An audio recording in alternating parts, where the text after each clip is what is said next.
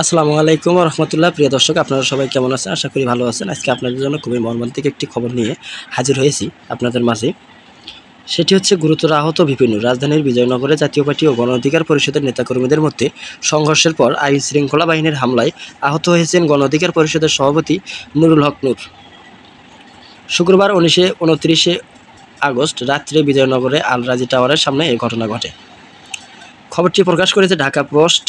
গণ অধিকার পরিষদের সাধারণ সম্পাদক রাশেদ খান ঢাকা পোস্টকে বলেন, এটি পার্টি অফিসের সামনে সংবাদ সম্মেলন করার সময় আইনশৃঙ্খলা বাহিনী আমাদের উপর হামলা করে। এতে নুরুল হক নূর সহ মারাত্মক আহত হয়েছে এবং তাকে নেওয়া হয়েছে হাসপাতালে।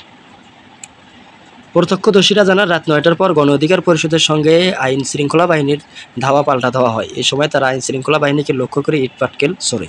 এক পর্যায়ে আইন শৃঙ্খলা বাহিনী ধাওয়া দিলে তারা আল রাজি টাওয়ারের সামনে চলে আসে।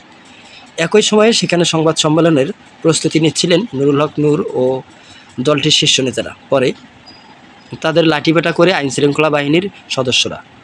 আর সন্ধ্যায় বিজয়নগরে জাতীয় পার্টি ও গণ অধিকার পরিষদের নেতাকর্মীদের মধ্যে সংঘর্ষের ঘটনাও ঘটে। এ সময় সাংবাদিকরা বেশ কয়েকজন আহত হন।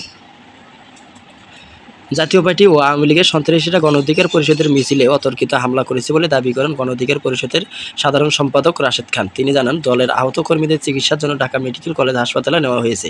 অপরদিকে জাতীয় পার্টির chairman press secretary Khandaker Dilwar Jalali দাবি করেন, জাতীয় পার্টির কেন্দ্রীয় কার্যালয়ে সন্ত্রাসী হামলা হয়েছে শুনতে পাচ্ছি ফের জাতীয় পার্টির কার্যালয়ের সামনে হামলা চালানো হতে পারে।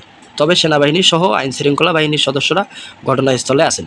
জাতীয় পার্টির মহাসচিব শামীম হাওলাদার পাটোয়ারি বলেন, গণ অধিকার পরিষদের হামলায় আমাদের বেশ কিছু নেতাকর্মী আহত হয়েছে, অনেকে হাসপাতালে আছে। প্রিয় দর্শক, আপনারা যদি আমাদের চ্যানেলটিতে নতুন হয়ে থাকেন তাহলে অবশ্যই সাবস্ক্রাইব করে বেল বাটন অন করে রাখবেন, যাতে পরবর্তী সব নিউজ পেতে আপনাদের উৎসাহ লাগে।